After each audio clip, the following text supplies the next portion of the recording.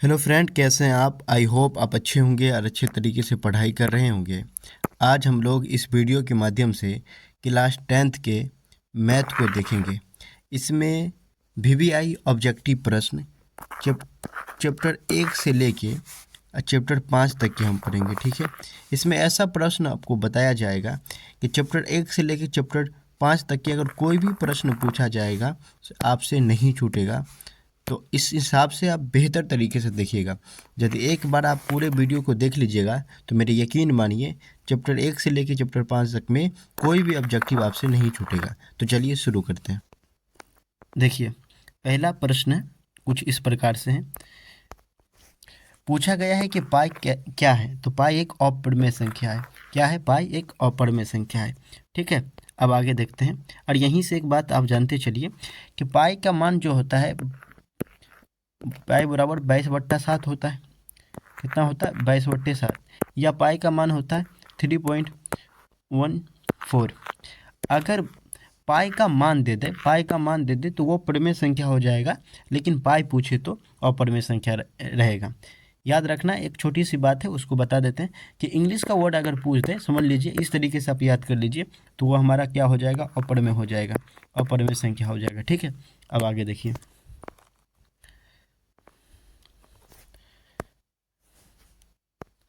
देखो, 3+2√5 एक dot dot संख्या है। अगर ऐसा प्रश्न पूछे, ठीक ना, तो देखो 3 कैसी संख्या है? तो 3 तो एक अपरिमेय संख्या है, लेकिन इसके साथ में जो अपरिमेय संख्या जोड़ दिया गया है √5, ये हमारा क्या हो जाएगा?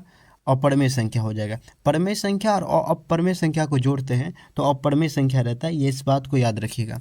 ऑप्शन नंबर ए जो रेड कलर से रंगा हुआ है, यही हमारा आंसर भी हो जाएगा, ठीक है। अब आगे चलिए। निम्न में कौन सा परिमेय संख्या है? तो देखियो, पाई कैसी संख्या? अपरिमेय संख्या है। ये √7 अपरिमेय संख्या। 3√3/2 ये भी क्या है? अपरिमेय संख्या है। लेकिन 16 का अगर वर्गमूल निकालते हैं, यहाँ पर देखिए √16 अब बट्टे क्या है? 5। तो √16 का होता है तो 4 और 5 √25 ये हो जाएगा 5। तो 4/5 ये कैसी संख्या है? तो ये परिमेय संख्या, यानी कि ऑप्शन नंबर जो सी है इसका करेक्ट हो जाएगा, ठीक है। अब आगे चलते हैं। एक मिनट, देखिए आगे। निम्नलिखित में कौन परिमेय संख्या है? निम्नलिखित में कौन परिमेय संख्या? फिर वही बात। तो देखो, ये 49 का वर्गमूल कितना होता है? 7। और 64 का ये 8। 7/8 कैसे संख्या है? तो ये परिमेय संख्या होगा। 81, देखो यहाँ पर थोड़ा सा आपको क्या बोलते हैं, बेवकूफ़ बनाने की कोशिश करेगा एग्जाम में, तो आप लोग को बेवकूफ़ बनना नहीं है। 81 का तो 9 होता है, लेकिन 91 के नहीं निकलता है। यहाँ 91 के भी वर्गमूल नहीं निकलता है, और 51 का भी नहीं निकलता है। तो ये तो अपरिमेय संख्या होगा ही। तो याद रखना, इस तरीके से प्रश्न पूछता है। बहुत फेमस प्रश्न है, ये सब ऑब्जेक्टिव प्रश्न में पूछा जाता है। अब आगे देखिए। और यहाँ से ये प्रश्न बहुत अच्छी है। 1.2 1 2 1 1 2 1 1 1 2 ... ये कैसी संख्या है? तो ये अपरिमेय संख्या है। अब यहाँ से 2-3 हम शब्द लिखते हैं अच्छे तरीके से। आप लोग क्या कर लीजिएगा, अपने कॉपी में नोट कर लीजिएगा। सॉरी, ये क्या है सो सुनिएगा। जैसे देखिए 3 पॉइंट, मान लीजिए कि 1 2 3 या कुछ जो भी हम लिख रहे हैं, ये भी अगर ऐसा रहे, या फिर एक और हम यहाँ पे लिखते हैं, या 3 पॉइंट, ठीक है, 5 इसके ऊपर में रेखी लगा रहे, तो ये दोनों हमारा क्या होगा? परिमेय संख्या होगा। याद रखना इस बात को। लेकिन कोई, जैसे कि यहाँ पर देखिए, एक नंबर हमेशा बढ़ रहा है, यानी कि 1 1 बढ़ रहा है, 1 1 बढ़ रहा है, 1 1 बढ़ रहा है, ये बढ़ रहा है, तो ये हमारा कैसे संख्या हो जाएगा? ये अपरिमेय संख्या होगा। सॉरी, हाँ, अपरिमेय संख्या होगा। लेकिन ये कैसे संख्या होगा? ये परिमेय संख्या होगा। याद रखना, ये परिमेय संख्या है, ये अपरिमेय संख्या नहीं होगा, ये परिमेय संख्या है, ठीक है। इस बात को आप याद रखिएगा। ये दोनों हमारा परमेय संख्या है और ये ऐसा जो सीरीज रहे तो ये हमारा अपरमेय संख्या है। चाहे ऐसे दे दें 2 3 5 3 गुने 3 ऐसे डॉट डॉट दिया रहे तो ये हमारा क्या हो जाएगा, अपरमेय संख्या होगा। ठीक है, अब आगे देखते हैं हम लोग। आगे 6 नंबर का प्रश्न को अच्छे तरीके से हम देख लेते हैं। देखिए 6 नंबर के प्रश्न क्या कह रहा है, सो देखिएगा आप, रुकिए इसका हम कलर चेंज कर लेते हैं। अब देखिएगा π/2 में क्या है, π/2 क्या है, तो ये अपरमेय संख्या है। यानी कि देखिए परमेय संख्या और अपरमेय संख्या को हम भाग भी देंगे ना तो हमारा अपरमेय संख्या बनता है। जैसे कि अ लिखते हैं तो समझिएगा अपरमेय संख्या की बात कर लेते हैं, अब प लिखते हैं तो परमेय संख्या। ये दोनों अगर हम भाग देते हैं तो ये हमेशा अ ही निकलता है, यानी कि अपरमेय संख्या। ठीक है, बात समझ में आ रहा होगा आपको, तो ज़्यादा बताने की ज़रूरत नहीं थी। आगे चलते हैं। अब यहाँ से देखिए ये प्रश्न, यदि x² - 5x + 4 = 0 तो x का मान होगा, तो x का मान होगा, यहाँ से देखिए तो बहुपद से प्रश्न पूछ दिया है, तो ये मुझे नहीं लगता है कि इसको सॉल्व करना है, वो अगले प्रश्न में देख लेंगे। वैसे आंसर दिया हो पूर्णांक कैसे दिया हो हम आगे देखेंगे। ठीक है, देखते हैं। अब देखिए 8 नंबर प्रश्न को, √3 एक है तो एक अपरमेय संख्या है। कैसी संख्या है, अपरमेय संख्या है। अब आगे देखिए, देखिए पहला प्रश्न, रेखिक बहुपद के शून्यक की संख्या है, तो रेखिक बहुपद के शून्यकों की संख्या 1 होती है। अब बता दें रेखिक बहुपद होता क्या है, जिस ऐसे बहुपद जिसका घात 1 हो। घात कितना होनी चाहिए, घात अगर 1 हो तो उसे हम रेखिक बहुपद कहते हैं, या एक घातीय बहुपद भी कहते हैं। एक घातीय बहुपद याद रखिएगा, ये भी हम कहते हैं। ठीक है, अब दूसरा नंबर के प्रश्न देख लेते हैं। देखिए दूसरा नंबर की प्रश्न क्या है कि द्विघात बहुपद के शून्यकों की संख्या, तो दी मतलब होता है 2, तो 2 घात वाले बहुपद, ऐसे बहुपद जिसका 2 घात हो उसे हम द्विघात बहुपद कहते हैं। तो यानी कि उत्तर हो जाएगा 2। हम ऑप्शन भी दे सकते थे लेकिन ऑप्शन नहीं दिया, उसमें आपका समय लगता, तो इसीलिए मैंने ऑप्शन नहीं दिया। चलिए आगे देखिए, त्रिघात बहुपद के शून्यकों की संख्या, तो त्रिघात बहुपद के शून्यकों की संख्या 3 होता है। अब यहाँ से देखिए एक घात वाले बहुपद को कहते हैं, क्या कहते हैं, अभी हम बता दिए ऊपर, रेखिक बहुपद कहते हैं। क्या कहते हैं, रेखिक बहुपद, रेखिक बहुपद, ठीक है, याद रखिएगा भाई, तू इधर रहो, बहुपद। ओके, अब चलिए आगे देखते हैं। यहाँ से देख लीजिएगा, घात 2 वाले बहुपद कहते हैं तो द्विघात बहुपद। अब 3 वाले बहुपद तो त्रिघात बहुपद। इसी तरीके से 4 पूछ रहे तो 4 घात बहुपद। समझ रहे मेरी बात को? 1 मिनट, हाँ। अब देखिए आप, रेखिक बहुपद का व्यापक रूप होता है, तो व्यापक रूप ये रहा ax + b। ठीक है, या एग्जाम्पल आर भी देखना चाहते हैं तो x प्लस कुछ भी ले लीजिए, c या 9 ले लीजिए। चलिए 9 ठीक है, ये क्या है, व्यापक रूप है। द्विघात बहुपद का व्यापक रूप, अब द्विघात बहुपद का व्यापक रूप पूछा है तो ये भी देख लीजिए, x इसके पावर में 2 प्लस में bx प्लस में क्या हो जाएगा c, ये हो गया व्यापक रूप।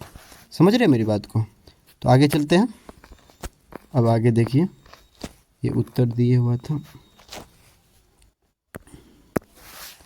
त्रिघात बहुपद का व्यापक रूप, तो ये रहा x की पावर 3 bx की पावर 2 प्लस में cx प्लस में d। अब यहाँ से देखिए a प्लस b यानी कि अल्फ़ा प्लस बीटा बराबर क्या होता है, -b/a। ये हो गया शून्यकों का योगफल। क्या हो गया, शून्यकों का योगफल, शून्यकों का योगफल। ठीक है, अल्फ़ा प्लस बीटा। ठीक है, अल्फ़ा गुने बीटा क्या होता है, c/a, यानी कि शून्यकों का गुणनफल। ओके, अब आगे देखिए प्रश्न देखते हैं। इस प्रश्न में क्या कह रहा है, आराम से देखिएगा आप लोग, कि यदि बहुपद px x² 2x + 5 कि शून्यक ए बी हो तो ए बी का मान होगा, ए बी का मान क्या होगा ये हमको बताना है। ठीक ना, ए बी का मान क्या होगा सो हमको बताना है। सो देखिएगा, देखिए ए बी मतलब कि शून्यकों का योगफल पूछ रहा है। तो शून्यकों का योगफल बराबर क्या होता है, यानी कि अल्फ़ा गुने बीटा, अल्फ़ा गुने बीटा बराबर क्या होता है सी बट्टे में ए, इसका फार्मूला होता है। तो यहाँ पर देखिए सी क्या हो जाएगा तो 5, अब बट्टे में क्या होगा 1, तो जब बट्टे में 1 होता है तो हम छोड़ देते हैं, तो इसका आंसर हो जाएगा सिर्फ 5। तो ये हो गया 5। चलिए अब आगे देखते हैं। अगला प्रश्न कुछ इस प्रकार से है, बहुपद x square minus 4x plus 1 के मूलों का योग होगा। तो मूल का योग यानी कि अल्फ़ा प्लस बीटा बराबर क्या होता है, तो माइनस बी बट्टे में क्या होता है ए होता है। तो अब देखिएगा आप यहाँ पर बी क्या है -4 बट्टे में क्या होगा 1, तो माइनस माइनस क्या बन जाएगा प्लस, और जब बट्टे में 1 होता है उसको हम छोड़ देते हैं, तो आंसर क्या हो गया 4। ठीक है, ऑप्शन नंबर बी जो है इसका करेक्ट हो जाएगा। अब आइए आगे चलते हैं हम, 1 मिनट। देखिए इस प्रश्न में क्या कहा जा रहा है कि अल्फ़ा तथा बीटा द्विघात बहुपद x square plus 2x plus 3 हो तो 1 बट्टे अल्फ़ा प्लस 1 बट्टे बीटा का मान क्या होगा। तो चलिए हम बनाते हैं। देखिए सबसे पहले हम क्या करते हैं, वो तो इसको हम पहले सॉल्व कर लेते हैं। तो देखिए इस दो यहाँ पे देखो, अल्फ़ा प्लस बीटा का अगर लघुत्तम निकालेंगे हम तो अल्फ़ा गुने बीटा होगा ना। अब सुनिएगा आप आराम से, तो ये होगा बीटा और प्लस में हो जाएगा अल्फ़ा, यानी कि अल्फ़ा को अगर अल्फ़ा से हम भाग करेंगे तो अल्फ़ा अल्फ़ा ख़त्म हो गया, बच गया बीटा। तो बीटा को अगर 1 से गुना करेंगे तो बीटा ही होगा, प्लस बीटा को अगर बीटा से भाग देंगे तो बीटा ख़त्म हो जाएगा, बच जाएगा अल्फ़ा। अल्फ़ा को अगर 1 से हम गुना करेंगे तो अल्फ़ा ही होगा। यहाँ पर एक प्रश्न आपको सूत्र याद होनी चाहिए आपको कि अल्फ़ा प्लस बीटा क्या होता है। तो अल्फ़ा प्लस बीटा यानी कि शून्यकों का योगफल होता है। तो शून्यकों का योगफल बराबर होता है माइनस बी बट्टे में ए। क्या होता है माइनस बी बट्टे में ए, तो ये होता है माइनस बी बट्टे में ए। यहाँ से सुनिए, और बट्टे में क्या होगा ए, अल्फ़ा गुने बीटा ये क्या होता है, ये ए बट्टे में सी, सॉरी सी बट्टे में ए होता है। क्या होता है सी बट्टे में ए। तो यहाँ पर ए और ए तो दोनों कट जाएगा, तो हो जाएगा माइनस बी बट्टे में सी। तो यहाँ देख लीजिए माइनस बी बट्टे में सी, तो क्या होगा यहाँ पर, तो बी क्या है -2 और सी कितना है 3, तो यहाँ हो जाएगा 3। तो -2 बट्टे 3 आंसर है कहीं ये डी, तो डी हमारा आंसर हो जाएगा। ठीक है, समझ में आई होप आया होगा, नहीं होगा तो कमेंट कीजिएगा आप, फिर से हम बता देंगे। क्वेश्चन नंबर 15 को देखिए, यदि अल्फ़ा और बीटा बहुपद x square plus x plus 1 के मूल हो तो 1 बट्टे अल्फ़ा प्लस 1 बट्टे बीटा का मान क्या होगा। फिर वही प्लस, तो यहाँ पर अब इस बार फिर से एक बार आराम से आप लोग समझिए, हम समझाने की कोशिश कर रहे हैं। कलम को रुकिए, हम थोड़ा सा पतला कर देते हैं तो जगह थोड़ा सा बचेगा। अल्फ़ा और गुने बीटा का अगर लघुत्तम निकालोगे तो अल्फ़ा और गुने बीटा होगा ना। ठीक है, अब सुनिए, अल्फ़ा को भाग देंगे तो अल्फ़ा ख़त्म हो जाएगा, तो यहाँ से बच जाएगा आपको बीटा और प्लस हो जाएगा फिर बीटा और बीटा को भाग कीजिएगा तो बीटा ख़त्म हो जाएगा, तो यहाँ पर बच जाएगा अल्फ़ा। अब बताइए शून्यकों का योगफल बराबर क्या होता है, ये तो शून्यकों का योगफल ही हो गया ना, अल्फ़ा प्लस बीटा हो गया। ठीक है, यानी बीटा प्लस अल्फ़ा बात तो एक ही हो गया। तो शून्यकों का योगफल बराबर होता है, सुनिएगा, -b और बट्टे में क्या होता है a। अब यहाँ से देखिए शून्यकों का तो गुणनफल हो गया, तो ये क्या हो जाएगा c और बट्टे में a। तो ये a और ये a तो कट जाएगा ना, तो ये यहाँ पर कुल मिला के जो आंसर आएगा -b और बट्टे में c होगा। तो यहाँ देखिए -b बट्टे में c का आंसर अब हमको बताइए। तो -b बट्टे c क्या हो गया, माइनस नहीं कुछ हो तो 1 है और बट्टे में 1, जब बट्टा में 1 होता है तो हम छोड़ देते हैं, तो यहाँ पर 1 हो गया आंसर, तो ये रहा 1। ठीक है, अब आगे चलते हैं। अगला प्रश्न देखिए क्या कह रहा है, यदि अल्फ़ा और beta x square plus 2x plus 1 के शून्य हो तो 1/अल्फ़ा प्लस 1/बीटा का मान क्या होगा। फिर वही प्लस, क्या बात है यार, बार बार यही प्रश्न रहा। तो अल्फ़ा और प्लस बीटा का हम क्या कर लेंगे, ठीक है, यहाँ से हो जाएगा ये बीटा और प्लस में हो जाएगा अल्फ़ा। अल्फ़ा और बीटा का मान हो जाएगा, तो अल्फ़ा प्लस बीटा ये क्या होगा, -b/a और बट्टे में c/a। तो ए और ये कट जाएगा, तो यहाँ से आंसर जो हो जाएगा -b/c। अब -b बताइए कितना है, -2 और बट्टे में 1 जब बट्टे में होता है तो 1 को हम नहीं लेते, तो यहाँ पर आंसर हो जाएगा 2। तो ये हमारा बी जो है करेक्ट हो जाएगा। अब आगे चलते हैं, क्वेश्चन नंबर 17 को देखिए। क्वेश्चन नंबर 17 क्या कह रहा है, यदि किसी द्विघात बहुपद x² प्लस 2x माइनस 4 के शून्यक अल्फ़ा और बीटा हो तो अल्फ़ा गुण्य बीटा का मान क्या होगा। तो अल्फ़ा गुण्य बीटा का मान क्या होगा, तो अल्फ़ा गुण्य बीटा बराबर होता है c/a। तो देखो c यहाँ पर दिया हुआ है -4 और बट्टे में होगा 1। जब 1 बट्टे में होता है तो वो हम नहीं लिखते हैं, तो ये आंसर हो जाएगा -4, यानी कि a जो है करेक्ट हो जाएगा। अब आगे देखिए, यदि किसी द्विघात बहुपद x² माइनस 2x प्लस 5 बराबर 0 के मूल अल्फ़ा और बीटा हो तो अल्फ़ा प्लस बीटा का मान क्या होगा। यानी कि शून्यकों का योगफल क्या होगा, alpha plus beta. Alpha plus beta होता है -b/a, तो -b/a। तो यहाँ पर देखिए, तो माइनस और माइनस क्या होगा 2 और बट्टे में क्या होगा a तो 1 है। तो अब यहाँ से देख लो आप, माइनस माइनस मिल के बना लेगा प्लस, और बट्टे में जब 1 होता है तो हम नहीं लिखते, यानी कि ऑप्शन नंबर बी जो है इसका करेक्ट हो जाएगा। अब आगे चलिए, देखिए एग्जाम में सेम हूबहू प्रश्न मिलेगा, याद रखिएगा। तो इस प्रश्नों को आप बनाइएगा अच्छे तरीके से घर पर। क्वेश्चन नंबर 20 क्या कह रहा है, 1 मिनट। यदि बहुपद x² प्लस 7x प्लस 10 के शून्यक अल्फ़ा और बीटा हो तो अल्फ़ा और गुने बीटा का मान। फिर वही प्लस अल्फ़ा गुने बीटा, तो c/बट्टे में क्या होता है a। चलिए, अच्छा बात है कि बार बार रिपीट हो रहा है, आप लोग को अच्छे तरीके से आ जाएगा। तो यहाँ पर देखिए c कितना है 10, तो ये हो जाएगा 10 और बट्टे में हो जाएगा 1। जब बट्टे में 1 होता है तो हम नहीं लिखते हैं, तो आंसर यहाँ पर हो जाएगा आपको सिर्फ और सिर्फ 10। अब आगे चलते हैं, यदि अल्फ़ा और बीटा द्विघात बहुपद x² माइनस 5x प्लस 7 के मूल हो तो 1/अल्फ़ा प्लस 1/बीटा का मान ज्ञात कीजिए। ये तो बहुत बार बना चुके हैं, फिर भी एक बार बना देते हैं। अल्फ़ा प्लस बीटा, ये हो जाएगा बीटा प्लस में हो जाएगा अल्फ़ा, तो ये हो जाएगा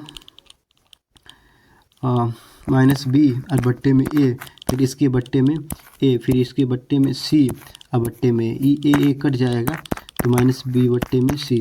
अब देखिए -b/c का आंसर, तो देखो यहाँ पे -b हो जाएगा 5, तो ये हो गया 5 और फिर बट्टे में हो जाएगा c कितना है 7, तो ये हो जाएगा आपका, यहाँ पर माइनस भी लगेगा, तो माइनस माइनस मिल के बना लेगा प्लस, तो 5/7 आंसर हो जाएगा। ये रहा 5/7 आंसर।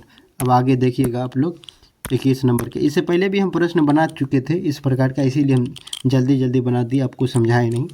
यहाँ पर देखिए, निम्नलिखित में कौन बहुपद नहीं है, तो बहुपद नहीं है, तो बहुपद तो यही नहीं होगा। तो अब एगो हम बात यहाँ पर लिख देते हैं, आप लोग समझिएगा, नोट करके अपनी कॉपी में लिख लीजिएगा कि बहुपद कब नहीं होगा। बहुपद कब नहीं होगा। तो बहुपद कब नहीं होगा ये देखिएगा आप लोग। तो बहुपद कब नहीं होगा, तो पहली बात तो ये देखिए कि यदि घात या बहुपद का यदि चर जो है रूट के अंदर में नहीं होनी चाहिए, ठीक है ना, रूट के अंदर में नहीं होनी चाहिए। चर अगर रूट के अंदर में होगा तो फिर बहुपद नहीं होगा। दूसरी बात, घात जो है, घात कभी भी निगेटिव नहीं होनी चाहिए। क्या नहीं होनी चाहिए, निगेटिव नहीं होनी चाहिए। दूसरी बात, चर जो है कभी भी बट्टा में नहीं होनी चाहिए, यानी कि हर के रूप में नहीं होनी चाहिए, हर के रूप में नहीं होनी चाहिए। इतना बात को आप अगर जान चुके हैं तो बहुपद आपको समझ में आ जाएगा। अगर घात जो है, जैसे कि यहाँ पर देखिए y के पावर में कितना है 2, यानी y का घात कितना है 2। अगर 2 माइनस में रहता तो फिर ये भी बहुपद नहीं होता है। या अगर कोई ऐसे प्रश्न दिया रहा है, एगो हम एग्जांपल आप लोग को दे देते, 1 बट्टे में x और प्लस में 1, ये पूछ देगा कि बहुपद है या नहीं, तो ये बहुपद नहीं होगा, क्योंकि ये बट्टे में दे दिया गया है। तो बट्टे में कभी भी चर नहीं होता है, याद रखना इस बात को बहुपद में। अगर ये समीकरण रहता तो फिर चलता, समीकरण में बट्टे में भी रहेगा तो चलेगा, लेकिन बहुपद में बट्टे में नहीं होनी चाहिए। आई होप ये वाला आपको समझ में आ गया होगा। आगे चलते हैं। अच्छा लगा है तो लाइक करते चलिएगा। 24 का देखो, निम्नलिखित में से कौन बहुपद नहीं है। फिर वही बात कि बहुपद नहीं है, तो अभी हम तो ये समझाए थे, देख लिए ना आप। चलिए अब आगे देखते हैं।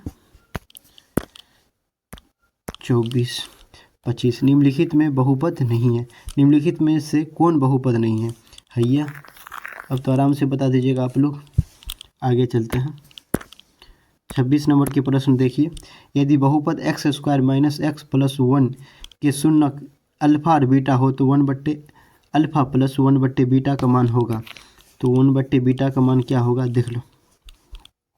इस दोनों का पहले तो क्या कर ले, एलसीएम निकाल लीजिए। तो एलसीएम क्या होगा, अल्फा और बीटा होगा ना।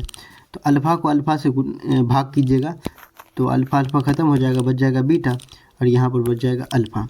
अब सुनिएगा, अल्फा प्लस बीटा क्या होता है, माइनस बी बट्टे में ए, और अल्फा गुने बीटा क्या होता है, सी बट्टे में ए। तो ए कट जाएगा, तो याद रखिएगा यहाँ से जो आपका आंसर आएगा माइनस बी बट्टे सी। अब माइनस बी बट्टे सी लिख दो, तो माइनस बी यानी कि नहीं कुछ हो तो एक है, तो यहाँ पर देखो एक, और फिर ये भी रहेगा माइनस में बट्टे में एक, माइनस माइनस मिल के बना लेता है प्लस, तो आपका आंसर हो गया एक। ठीक है, आगे देख लो। यदि बहुपद x square minus x plus 1 के शून्यक अल्फा और बीटा हो तो अल्फा प्लस बीटा। अब तो ये बहुत बार बना चुका है। अब एक बात बता देगा, अगर ऐसा प्रश्न आ जाए तो सीधे लिख दीजिएगा माइनस बी बट्टे में सी, माइनस बी बट्टे में सी। तो माइनस बी बताइए क्या हो गया, अब तो मुझबानी आपको याद हो गया। तो माइनस और बी कितना है एक, और बट्टे में सी, तो ये माइनस माइनस मिल के बना लेगा प्लस, यही हो गया आपका आंसर। इस नंबर प्रश्न क्या कह रहा है, प्यार से देखिएगा आप लोग, कि द्विघात बहुपद के मूल का योगफल और गुणनफल क्रम से दिया हुआ है 2 और 15 है। ठीक है, 2 और कितना दिया हुआ है, 15 दिया हुआ है। तो आप सुनिए, द्विघात बहुपद बराबर एक फार्मूला होता है जो हम लिख देते हैं, आप लोग लिख लीजिएगा कि द्विघात बहुपद। तो द्विघात बहुपद बराबर होता है x square minus alpha plus beta, और गुने में एक्स और प्लस होता है अल्फ़ा गुने बीटा। ठीक है, इतना समझ में आया। तो देखो यहाँ पर से, तो अल्फ़ा प्लस बीटा दिया हुआ है, शून्यकों का योगफल, शून्यकों का योगफल मतलब होता है अल्फ़ा प्लस बीटा, याद रखिएगा। तो यहाँ पर दिया हुआ मेरे दोस्त एक्स स्क्वायर शून्यकों का यानी कि 2x और प्लस में हो जाएगा 15, यही हो गया आपका आंसर। ठीक ना, तो यहाँ पर ये रहा, ये फार्मूला को याद कर लीजिएगा, ये फार्मूला है। आगे देखते हैं आप, एक द्विघात बहुपद लिखे जिसका शून्यकों का शून्यक 2 और -6 है। यहाँ पर गेम खेला, याद रखिएगा, यहाँ पर शून्यकों का योगफल नहीं बोला है। तो अब देखिए इसको हम बनाएंगे कैसे। तो फार्मूला तो वही रहेगा, द्विघात बहुपद बराबर द्विघात बहुपद। ठीक ना, बहुपद बराबर क्या होता है, तो x square minus alpha plus beta गुने एक्स प्लस अल्फ़ा गुने बीटा। अब ये खेल जो खेला है तो रहने दीजिएगा, हम भी खेल लेते हैं इसके साथ, टेंशन क्या है। तो हमको ठकोगे, ऐसा नहीं हो सकता है। देखो यहाँ पर, अब देखो शून्य को 2 को दिया है ना, एगो दिया अल्फ़ा, एगो बीटा दिया हुआ है। तो देख लीजिएगा आप यहाँ से, तो 2 और माइनस में क्या है 6, और गुने में x और प्लस, 2 गुने में 6। इस बार दिया नहीं है, इस बार ए और अल्फ़ा और बीटा ही दिया है, उसका योगफल और गुणनफल नहीं दिया था। तो अब देखिएगा आप एक्स स्क्वायर हो जाएगा और माइनस, तो ये घटाइएगा तो 4 होगा ना, और माइनस माइनस को गुना कीजिएगा। तो रुको एक बार, कर ये लेते हैं हम पहले, ये एक्स और ये गुना करोगे तो क्या होगा, -12। एक भी आर लिख लेते हैं हम, एक्स स्क्वायर माइनस ये माइनस माइनस मिल के बना लिया प्लस, तो 4x -12। ढूंढिए तो इतना है, तो ये रहा। ठीक है, अब आगे चलते हैं। देखिए पहला प्रश्न कुछ इस प्रकार से दिया हुआ है। एक मिनट, थोड़ा सा इसको ठीक कर लेते हैं। युगपत समीकरण यानी कि 2x + 3y = 5। ठीक है, 4x + 6y = 9 नियामक है। तो नियामक है तो ये कैसी है, तो असंगत है। अब असंगत कैसे हमको पता चला, तो ये बात आप जान लीजिए। इसको सबसे पहले हम चेक करेंगे कि A1/A2। ठीक है, इस तरीके से हम पहले लिख देते हैं, आप लोग नोट करके लिख लीजिएगा। A1/A2 बराबर है B1/B2। अगर ये दोनों बराबर नहीं होगा तो इसका मान जो होता है वो संगत होता है। क्या होता है, संगत होता है, याद रखिएगा। दूसरा, A1/A2 बराबर होता है B1/B2 और बराबर नहीं होता है C1/C2। तो इसका मान भी संगत होता है, इसका मान भी क्या होता है, संगत होता है। और तीसरा जो होता है, ऊपर में देख लीजिएगा, A1/A2 बराबर होता है B1/B2 और बराबर होता है C1/C2। यानी कि तीनों जब बराबर हो जाएगा तो इसका मान होता है असंगत, इसका मान होता है असंगत। ठीक है, अब ये आप नोट कर लीजिए। तभी इसको अभी मिटाते हैं, अभी इस सवाल को हम हल करते हैं। ठीक है, ये तीनों नोट कर लीजिएगा आप लोग कि किसका मान संगत होता है, किसका मान असंगत होता है। तो ये दोनों का संगत होता है, यानी कि इसका संपाती भी होता है, अद्वितीय ये संपाती होता है, और ये वाला जो क्या होता है, अद्वितीय हल होता है, यानी कि प्रतिच्छेद करती हुई रेखा ग्राफ पर। ये समानांतर रेखा होता है, इसका कोई हल नहीं होता है। ठीक है, इसका अनंत हल होता है। हल जिसका हल होगा वो संगत होगा, जिसका हल नहीं होगा वो असंगत होगा। तो चलिए आप इसको मिटाते हैं। अब देखिए इसको हम हल कर लेते हैं। तो A1/A2 चेक करेंगे, यानी कि 2 बट्टे में यहाँ पर हो जाएगा 4 बराबर, देखिए ये 3 बट्टे में क्या हो जाएगा 6, फिर 5 बट्टे में क्या हो जाएगा, ये हो जाएगा 9। अब यहाँ से देखिए तो ये तो 1/2 हो जाएगा, यहाँ पर भी 1 क्या हो जाएगा 2। तो 1/2 बराबर है 1/2, और ये तो बराबर नहीं होगा, यानी कि C नहीं है बराबर। यहाँ पर देख लीजिएगा, तो ये जब बराबर नहीं है तो असंगत मान होगा, जी नहीं, ये संगत होगा। क्या होगा, संगत। याद रखिएगा, इसका आंसर B होगा करेक्ट। अब आगे देखते हैं। दो रेखिक समीकरण आलेख प्रतिच्छेद रेखा है, तब रेखिक समीकरण युग्मक होगा। तो इसका एक हल होगा। अभी तो हम बताए हैं कि प्रतिच्छेद रेखा होगा तो एक हल होगा। मान लीजिए कि ये ग्राफ है हमारा, ये ग्राफ है, एगो रेखा यहाँ से गया है और एगो यहाँ पर काट दिया है ना, प्रतिच्छेद कर रहा है। तो यही हमारा एक बार कट रहा है तो एगो मान होगा, 2 बार कटेगा तो 2 गो। बहुपद में आप लोग पढ़े भी होंगे। ठीक है, तो आगे चलते हैं। देखिए यहाँ पे दो रेखीय समीकरण के आलेख समानांतर रेखा है, तब रेखिक समीकरण युग्मक होगा। कोई हल नहीं। देखिए मान लीजिए कि ये ग्राफ, थोड़ा सा आप लोग देख लीजिए, ये क्या है, ग्राफ है। ठीक है, ये x हो गया और ये y है। ठीक है, तो x और y एक रेखा ऐसे जा रहा है। ठीक है, इस तरीके से कुछ, दूसरा कुछ इस प्रकार से जा रहा है। ये दोनों आपस में कभी भी मिलेगा, ये दोनों रेखा जो देख रहे हो ये को आपस में नहीं मिलेगा।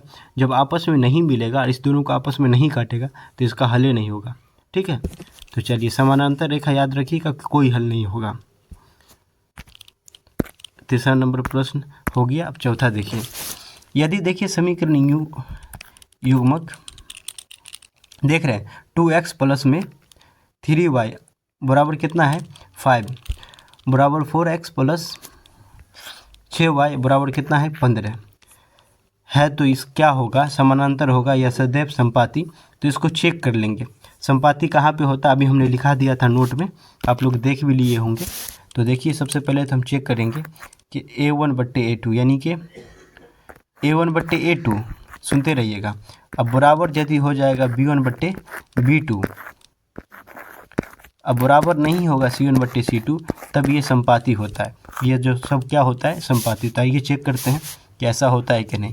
तो यहाँ पर देखो A1/A2 कितना है 2 और 2 कितना है 4 बराबर B1 कितना है तो 3 और बट्टे में क्या होगा 6 और बराबर में क्या हो जाएगा आपको 5/15।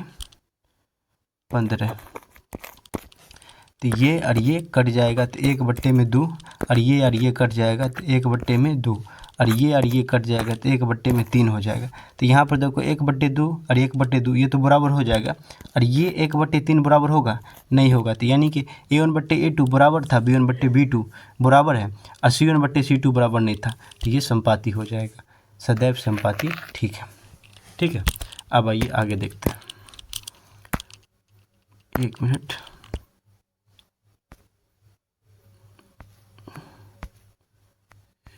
तो ऊपर आओ। आप देखिए समीकरण नियाक 5x माइनस में 3y प्लस 2 बराबर 0 और 6 प्लस में y माइनस 2 बराबर क्या है 0। तो ये क्या है का, तो ये सवाल क्या कह रहा है कि किस प्रकार का हल संभव है, किस प्रकार का हल संभव है। तो चेक कर लेंगे, यानी कि A1/A2 वाला है, वही वाला फार्मूला लगा के A1/A2 ठीक है बराबर है B1/B2, ऐसे करके चेक कर लेंगे। बराबर नहीं है B1/B2, ऐसे को जो 3 को होता है तो वही करके चेक करेंगे। तो चेक करते हैं, देखिए A1/A2 मतलब कि 5/6 बराबर है -3 और बट्टे में क्या हो जाएगा मेरे पास यहाँ पर 1। तो ये दोनों आपस में बराबर है, यहीं से हमको पता चल गया कि ये दोनों आपस में बराबर नहीं है, यानी कि A1/A2 बराबर नहीं है। तो ये A1/A2 बराबर नहीं होता है तो इसका केवल एक हल होता है। और ग्राफ रेखा पर क्या होता है, ग्राफ रेखा पर प्रतिच्छेद करता हुआ रेखा होता है। ठीक है, तो इसका मान केवल एक हल होगा, यानी कि ऑप्शन नंबर 1 जो है करेक्ट हो जाएगा। आगे देखिए आप, यदि समीकरण x माइनस में 2y बराबर 3 और 3x प्लस में k बराबर 1 का हल हो तो k का मान क्या होगा, का एक हल हो तो k का मान क्या होगा। एक हल कब होता है याद रखिएगा, जब A1/A2 बराबर नहीं होता है B1/B2। तो अब यहाँ पर हम मान रख देते हैं, देखो इसका मान रखते हैं A1 का मान रखते हैं, A1 का मान देखो कितना है तो यहाँ पर 1 है और B1 का मान रखते हैं यानी A2 का मान रखते हैं। तो A2 क्या हो जाएगा मेरे पास 3। अब बराबर नहीं है, B1 का मान कितना होता है, यहाँ पर देखो B1 के मान -2 और बट्टे में क्या हो जाएगा K, क्या होगा K। तो यहाँ से देखिए कि K बराबर नॉट इक्वल टू 3। तो यहाँ ये वाला आंसर सही है, ये इसके बराबर नहीं होगा, ये इसके बराबर नहीं होगा। तो देखिए तो K 3 के बराबर कभी भी नहीं होगा, आंसर में है कुछ। तो ये दिया है 6, ओहो -6 दिया होगा जी, ये कोना कोनी क्या किया मल्टीप्लाई किया, सॉरी थोड़ा सा मिस्टेक हो गया मेरे से। ये दोनों को आपस में गुना करेंगे तो -6 होगा और बराबर नहीं होगा K, ठीक है ना, ये नहीं है। ठीक है, आंसर क्या होगा ये। आगे देखिए आप इसका जो आंसर होगा, तो अब एक बार ऐसे दिया रहे ना तो हम चेक करेंगे। देखिए एक बात हम आप लोग को बताते हैं, 2x प्लस में 3y अब बराबर में 12 है ना, ये 12 की मतलब क्या हुआ सो समझा देते हैं कि ये जो इधर जो दिया हुआ है ये दोनों आपस में जोड़ेंगे तो 12 ही होनी चाहिए। अगर 12 है तो सवाल ठीक है, अगर 12 नहीं है तो फिर सवाल नहीं ठीक होगा। ठीक है, 12 के मतलब दोनों तरफ बराबर के मतलब दोनों तरफ बराबर है ना। अगर ये 2 kg है तो इधर भी 2 kg होनी चाहिए। तो इसको हम चेक कैसे करेंगे, इसको हल थोड़ी ना करेंगे, इसको सिर्फ हम चेक करेंगे। जैसे कि देखिए यहाँ पे आंसर दिया हुआ है ना, यहाँ पे आंसर दिया हुआ है, तो ये सब चेक करेंगे कि करेक्ट आंसर कौन है। तो देखो यहाँ देखिए ये एक्स के जगह पर 2 रखेंगे तो ये क्या हो जाएगा 4, और प्लस में यहाँ पर वाई के जगह पर 3 रखेंगे तो ये हो जाएगा 9, 3 तिया 9, तो ये हो जाएगा 13। ये हमारा गलत हो गया, क्या है कि 12 होनी चाहिए, समझ आ गया ना, बराबर 12 है तो इस दोनों को जोड़ेंगे तो 12 होनी चाहिए। यहाँ पर देखो 2 है तो 2 दूना कितना होगा 4, और माइनस है तो माइनस 3 तिया 9, तो ये तो 5 हो जाएगा आंसर, तो ये भी हमारा क्या है, गलत है। दूसरा देखिए यहाँ पर देखिए x बराबर कितना है 3, तो x बराबर 3 है तो 3 दूना कितना हो जाएगा, देखते रहिएगा, तो 6 हो जाएगा, और प्लस है तो प्लस, और 2 दूना 3 दूना 6, तो 6 कितना हो जाता है 12। तो ये वाला ऑप्शन नंबर सी जो है हमारा करेक्ट हो जाएगा। हम ऐसे चेक करेंगे जब ऐसा प्रश्न पूछ देगा। अब आइए आगे देखते हैं हम।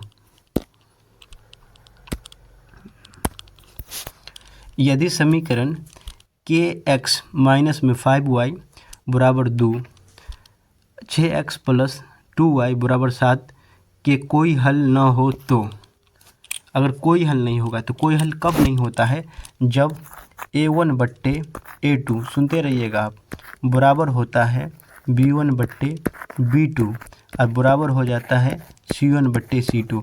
अगर ये तीनों बराबर होता है तब इसका मान कोई नहीं, ये क्या होता है, कोई हल नहीं होता है। यही कंडीशन होता है तो कोई हल नहीं होता है, कोई हल नहीं, ठीक है, तब होगा कोई हल नहीं जब ऐसा होगा।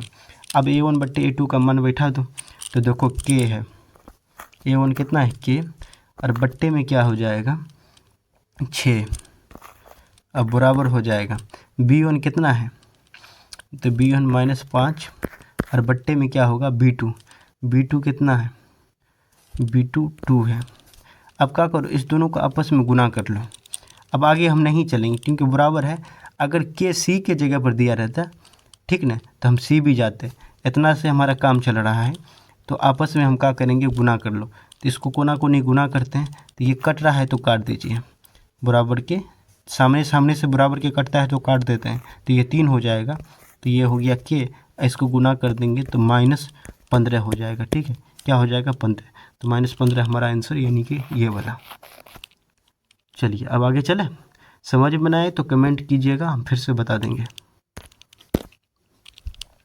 अब 10 नंबर प्रश्न को देख लीजिए। रेखिक समीकरण युग्मक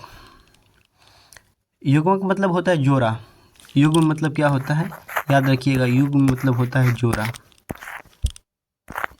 जैसे कि आपका आँख है, अब कोई अंधा रहे तो उस पर नहीं लेके चले जाना, ठीक है। चलो देखो,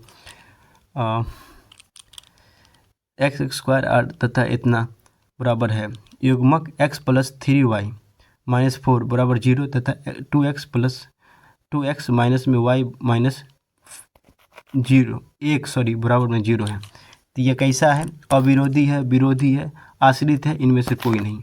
तो आइए हम बताते हैं। सबसे पहले इसको हम चेक कर लेते हैं, तो a1/a2 पर ही चेक करते हैं, बराबर होगा b1/b2, यानी कि बराबर नहीं होता है b1/b2, इसका मान जो होता है विरोधी होता है। क्या होता है, विरोधी, क्या होता है, विरोधी। अब हम चेक करते हैं क्या ऐसा है। चलिए तो पहले हम देखते हैं a1 कितना दिया हुआ है 1, और a2 कितना दिया हुआ है 2, बराबर b1 कितना दिया हुआ है 3, और बट्टे में -5। ये तो दोनों आपस में बराबर नहीं है, तो आपस में बराबर नहीं है तो इसका जो हल होगा ये विरोधी होगा, इसका अद्वितीय हल होगा, और ग्राफ रेखा पर क्या होगा, प्रतिच्छेद करता हुआ रेखा होगा। समझ रहे हो मेरी बात को। अब देखिए 11 नंबर प्रश्न को। देखिए भाई, ऐसा अगर कोई जो वीडियो हम बना रहे हैं, मेहनत लग रहा है, प्लस में जो भी पेड कोर्स चला रहा है, आप जाके देख लीजिएगा, इस तरीके से नहीं पढ़ाता होगा, ये मेरा दावा है। खैर, अगर आप लोग को ये समझ में आ रही है मेरी बात तो कमेंट करते चलिएगा। बाकी ये प्रश्न देखिए, यदि 2 चर में 2 रेखिक समीकरण के हल अनंत हो तो उनके आलेख होंगे। 2 चर में, देखिएगा, सुनिएगा फिर से प्रश्न क्या कह रहा है। 2 चर में दो रेखिक समीकरण का हल कितना हो, अनंत हो, तो उनके आलेख होगा दो संपाती रेखा। क्या होगा? दो संपाती रेखा। संपाती रेखा समझते हो? मान लीजिए कि ये एगो ग्राफ है, ये y हो गया और ये x हो गया, समझ रहे हो? एगो रेखा, तो हम कलर चेंज करते हैं, एगो रेखा ये गया, ठीक है, और दूसरा भी इसी पर से एगो रेखा चला गया, इसी पर से एगो रेखा, सॉरी ये तो सट नहीं रहा है, ये है,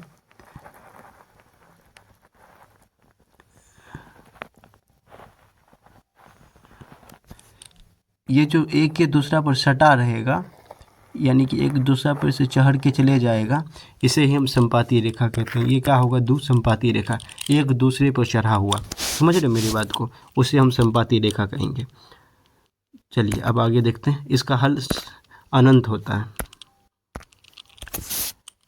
के किस मान के लिए समीकरण x + 2y = 3 तथा 5x + k y = 15 के अनंत हल होगा। तो अभी हम बोल रहे हैं कि अनंत हल कब होता है? जब, सुनते रहिएगा आप, a1/a2 बराबर होगा b1/b2 अब बराबर नहीं होगा c1/c2, तब इसका क्या होता है? अनंत हल होता है। अब आइए इसका मान हम बैठाते हैं, ठीक है, इसका मान हम बैठा लेते हैं। देखो यहाँ पे, एक मिनट, कलर थोड़ा सा, अब यहाँ पर क्या है, इसका मान हम बैठा लेते हैं। तो a1 बताइए कितना है? तो a1 1 होगा, और बट्टे में a2 कितना है? 5 है, बराबर है तो बराबर लिख दो। b1 कितना है?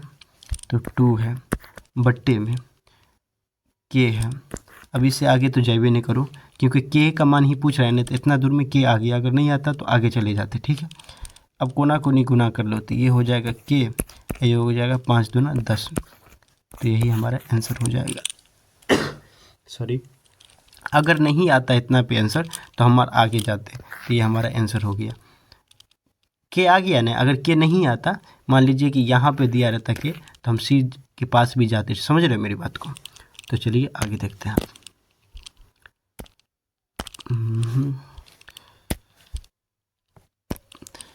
देखो,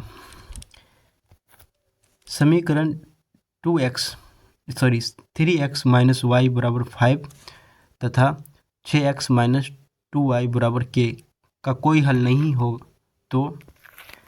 हल नहीं हो तो इसका हमको बताना है, तब इसका आंसर बताना है। तो कोई हल कब नहीं होता है? सुनते रहिएगा। जब a1/a2 बराबर होता है b1/b2 और बराबर होता है c1/c2, तब इसका कोई हल नहीं होता है। समझ रहे हो मेरी बात को? तब इसका कोई हल नहीं होता है। तो अब यहाँ से देखिएगा, हमको क्या मान निकालना है? के का मान निकालना है। के का जब मान ज्ञात करना है, तो देखिए 3 हो गया, a1 कितना हो गया? 3। चलो हम कलर चेंज कर लेते हैं, इसका रेड ले लेते हैं।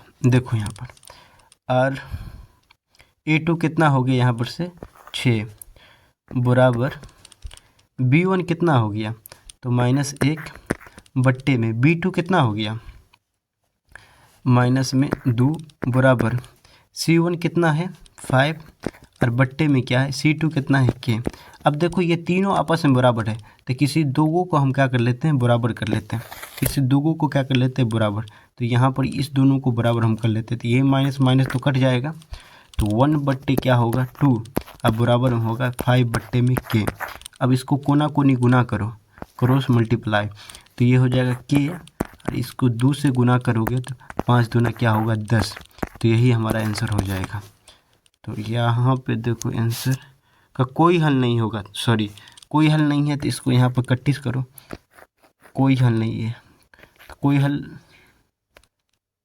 नहीं है, ये सॉरी कोई हल नहीं, तो ठीक तो है, ठीक है भाई, ठीक है, पहले हम ठीक बना रहे थे, वो संपाती वाला में होता है, ठीक है, बराबर ही होगा।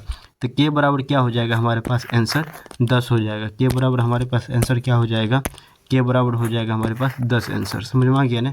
तो के बराबर 10 दिया हुआ कहीं पर, ये रहा डी। ऑप्शन नंबर डी इसका जो है करेक्ट हो जाएगा।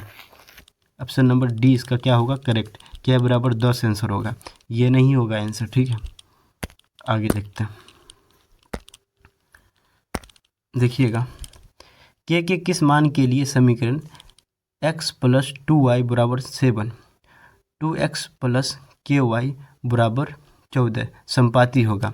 अब सुनिए, संपाती कब होता है, संपाती रेखा कब होता है, जब देखिए A1 बट्टे A2 बराबर होता है B1 बट्टे B2 और बराबर नहीं होता है C1 बट्टे C2, बराबर नहीं होता है C1 बट्टे C2, तब ये क्या होता है, संपाती होता है।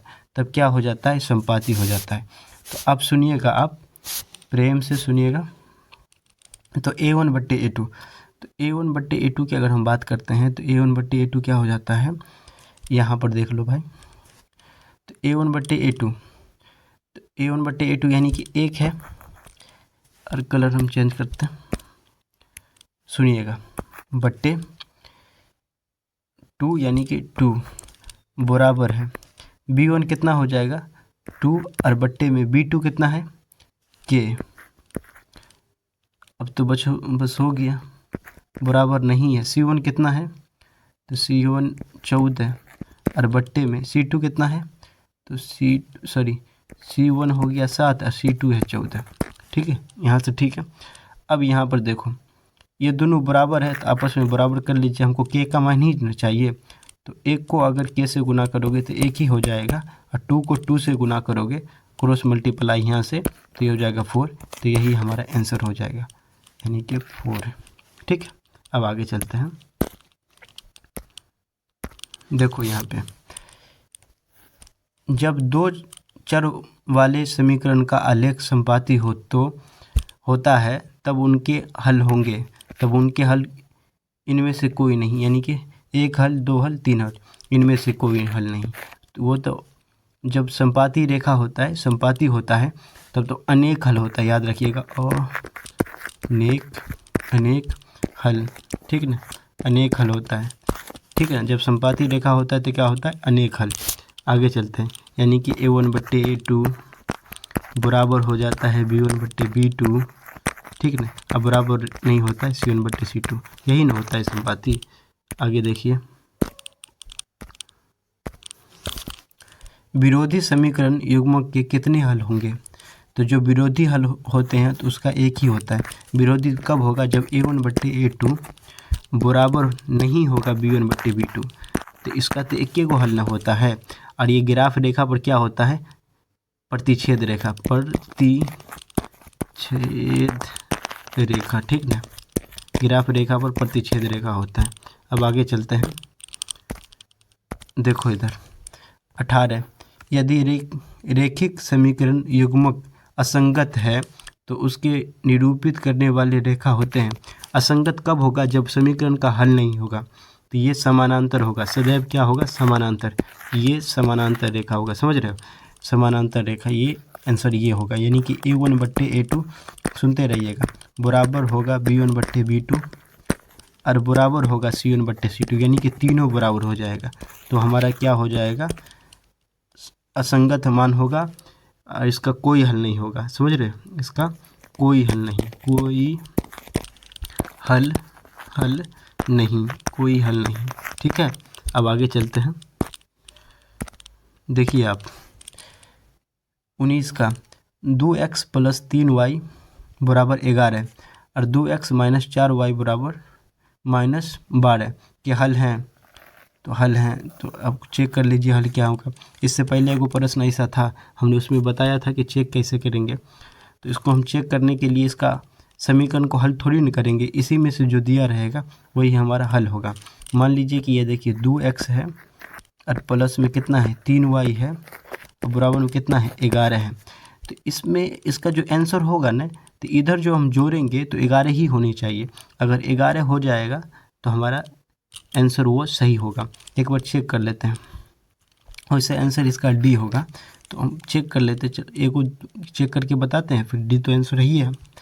ये देखो x बराबर कितना है 2, तो यहाँ पर देखिए पहला अगर हम चेक करते हैं तो 2 होगा, तो 2 दूना कितना हो जाएगा 4, x की जगह पर रख दिए 4 और प्लस 3 है, और यहाँ पर देखो y बराबर कितना है 4 है, तो 3 चौके 12 हो जाएगा ना, तो इस दोनों को जोड़ेंगे तो इसे 16 हो जाएगा। तो यानी कि ऑप्शन नंबर जो ए है हमारा गलत है।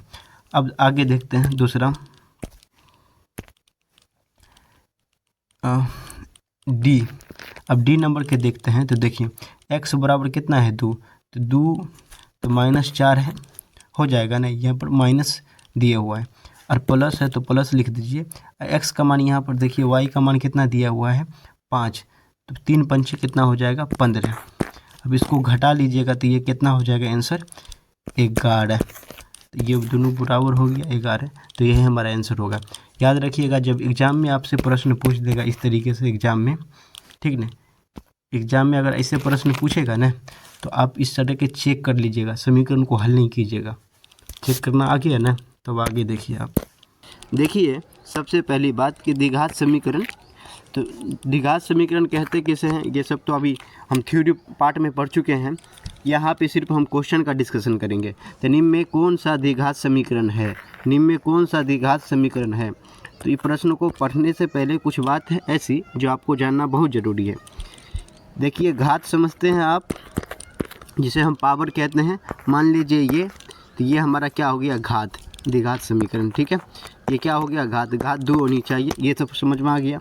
घात कभी भी निगेटिव नहीं होनी चाहिए, क्या नहीं होनी चाहिए, सॉरी निगेटिव नहीं होनी चाहिए, ठीक है, निगेटिव नहीं होनी चाहिए। दूसरी बात, घात कभी भी रूट के अंदर में नहीं होनी चाहिए, रूट के अंदर में नहीं होनी चाहिए, ठीक है। दूसरी बात, अगर बहुपद सॉरी समीकरण होगा तो घात बट्टे में नहीं होनी चाहिए, यानी भिन्न के रूप में नहीं होनी चाहिए, भिन्न के रूप में घात नहीं होनी चाहिए।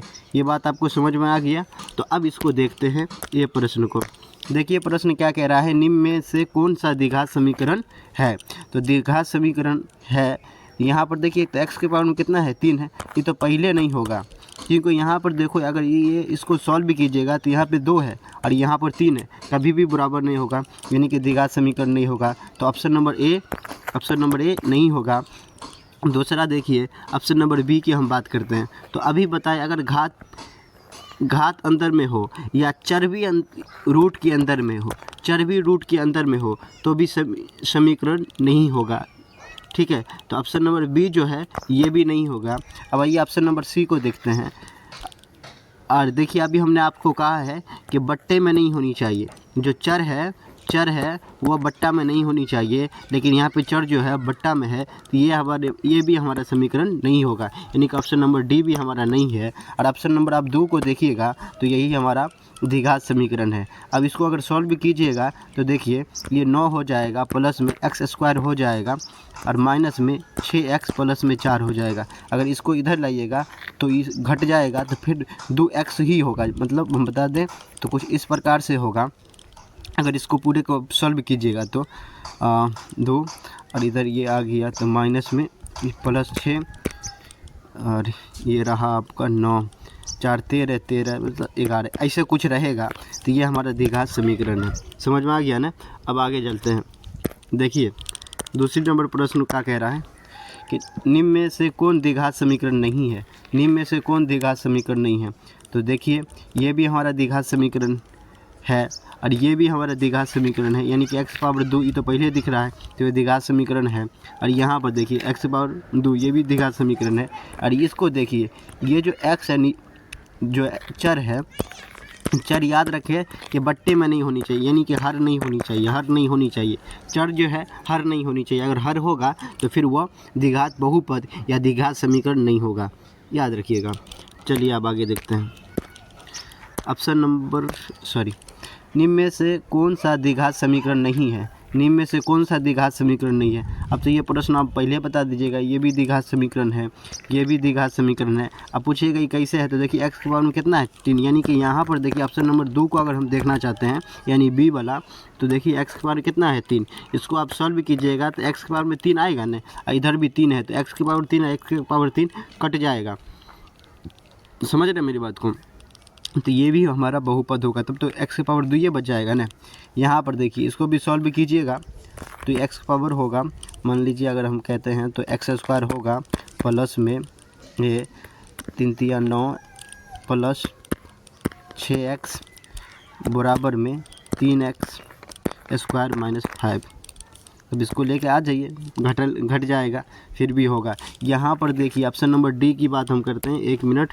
ऑप्शन नंबर डी की अगर हम बात करते हैं तो देख लीजिए ऑप्शन नंबर डी, इसमें क्या है कि रूट के अंदर में चर है, रूट के अंदर में क्या है, चर है। तो रूट के अंदर में चर नहीं होनी चाहिए, मतलब एक्स और वाई जो है, या हम बोल रहे हैं ये अगर ऐसा फॉर्म अगर रूट के अंदर में हो या बट्टा में हो तो हमारा द्विघात समीकरण नहीं होगा। और याद रखिए द्विघात बहुपद भी नहीं होता है। दोनों चैप्टर को रिकॉल करते चलिएगा। चलिए आगे चलते हैं। सॉरी, देखिएगा आप, द्विघात समीकरण P x square plus 4x plus 3 बराबर 0 के मूल बराबर हो तो p का मान बताइए। अगर मूल बराबर है तो हमको किसका मान ज्ञात करना है, p का मान ज्ञात करना है बाबू। तो देखो p का मान बराबर तब होता है जब d बराबर 0 होता है बाबू। तो अब d हम ज्ञात करते हैं, d बराबर क्या होनी चाहिए, 0 होनी चाहिए बाबू। तो देखो तो d क्या हो जाएगा, सुनते रहिएगा। यहाँ से देखो तो डी का फार्मूला क्या है, डी बराबर होता है बाबू बी स्क्वायर माइनस में 4ac बराबर में 0। अब सुनिएगा बाबू, बी कितना है हमारे पास, तो बी हमारे पास 4 है, तो 4 का स्क्वायर माइनस 4 गुन्ने ए कितना है, पी है। और सी की हम बात करते हैं तो सी 3 है, बराबर में 0 हो जाएगा बाबू। अब देखो ये हो जाएगा 16, कितना हो जाएगा 16, और माइनस में 3 चौके 12, ये क्या होगा 12 पी, अब बराबर में क्या होगा 0। अब इसको उधर लेके चले जाओ बाबू, तो ये हो जाएगा 16 और इधर लेके आओगे तो 12 पी। अब यहाँ पर देखिएगा आप, यहाँ पर देखो तो पी स्क्वायर होगा, सॉरी पी ठीक है, स्क्वायर नहीं लगेगा। अब यहाँ से देखिए काट दीजिए इसको, तो 4 चौके 12, 4 चौके 16 और 4 तिया 12, यानी कि यहाँ पर से देखोगे अगर सही से तो 4/3 हो जाएगा बराबर में p। तो यही हमारा आंसर हो गया 4/3। 4/3 है, ये रहा बाबू 4/3। अब आगे देखते हैं, देखो द्विघात समीकरण bx स्क्वायर प्लस में ax प्लस c बराबर 0 के मूल समान हो तो। अगर मूल समान होगा बाबू, अगर मूल समान होगा तो क्या होगा फार्मूला, यानी कि d बराबर क्या होगा 0। इससे पहले हम देख चुके हैं। और d का देखिए फार्मूला क्या होता है, बी स्क्वायर माइनस 4ac बराबर में यहाँ पर तो 0 होगा। अब देखो बाबू यहाँ पर b के जगह पर काट दे दिया a, तो यहाँ पर तो a स्क्वायर हो जाएगा ना बाबू। अब सुनते रहना, माइनस 4 और गुन्ने ए के जगह पर तो बी दिया है ना बाबू, तो बी लिख दो, और सी के जगह पर सी है ये है। तो अब देखो ऐसा कहीं है ए स्क्वायर माइनस 4bc ये दिया हुआ है कहीं प्रश्न, हाँ ये रहा, ये हो जाएगा ठीक ना। क्योंकि देखो ये क्या है, एग्जाम में ऐसे चेंज कर देगा बाबू और आप उसको गलत मार के आइएगा। तो इससे पहले है कि इसको अच्छे तरीके से जान लीजिए, ए और सी है ना, तो पहले वाला तो ए होता है ना, तो ए यहाँ पर बी दिया हुआ है और उसका बाद बी होता है, बी यहाँ पर ए दिया हुआ, उलट दिया है ठीक है। तो आप कंफ्यूज नहीं होइएगा। अब अगला प्रश्न देखते हैं, अगर समझ में आ भी रहा है तो लाइक करते चलिएगा ठीक है। देखो बाबू, द्विघात समीकरण 2x square plus 5x minus 6 बराबर में 0 का घात होगा। अब देखो बाबू, द्विघात समीकरण जैसे पूछे, सुनते रहना मेरी बात को, द्विघात समीकरण जैसे पूछ ले, द्विघात समीकरण के पावर हमेशा रखिएगा बाबू, यानी घात और पावर एक ही होता है, पावर ठीक है। पावर अगर पूछ ले बाबू तो 2 होता है, हमेशा याद रखिए। और त्रिघात का पूछ दे, त्रिघात तो इसका हमेशा 3 होता है बाबू। और रेखिक का पूछ दे, रेखिक समीकरण या रेखिक बहुपद पूछ दे तो इसका घात बाबू 1 होता है, इस बात को याद रखिएगा। तो यहाँ पर आंसर जो है डी हो जाएगा बाबू। अब आगे देखो, द्विघात समीकरण 2x स्क्वायर, ये तो अभी तो देखे हैं बाबू, वो क्या बात है, 2-3 बार हो गया, रुकिए 1 मिनट, रिपीट हो गया कुछ। अब ठीक है, 3x square plus 2x minus 1 बराबर 0 का विवेचक होगा। अब सुनो बाबू, विवेचक किसे कहते हैं? विवेचक विवेचक विवेचक, तो विवेचक डी को ही कहते हैं बाबू, डी को ही कहते हैं। एक मिनट सुनिएगा, इसको थोड़ा सेट कर देते हैं। हाँ, विवेचक डी को ही कहते हैं, इसको याद रखिएगा। और हमको क्या बोला है कि डी निकालने के लिए विवेचक, यानी कि तो डी बराबर, अब ये तो फार्मूला देखे हैं बाबू कि बी स्क्वायर माइनस में 4ac होता है, 4ac होता है। तो अब देखो बाबू, बी यहाँ पर कितना है? तो 2 है, तो 2 का स्क्वायर हो जाएगा ना बाबू। और माइनस में 4 गुने 3 और गुने में -1 होगा बाबू, याद रखना। अब देखो बाबू, ये तो 4 हो जाएगा, माइनस में 3 को 4 से गुना कीजिए तो 12, और माइनस को माइनस से गुना कीजिए तो प्लस हो जाएगा ना बाबू। तो ये हो गया प्लस। अब देखो इस दोनों को जोड़ोगे तो 16 हो गया। तो अब यहाँ पर जो ढूंढो 16 है, तो बी नंबर जो है बाबू, ऑप्शन नंबर बी इसका करेक्ट हो जाएगा। आगे देखिए,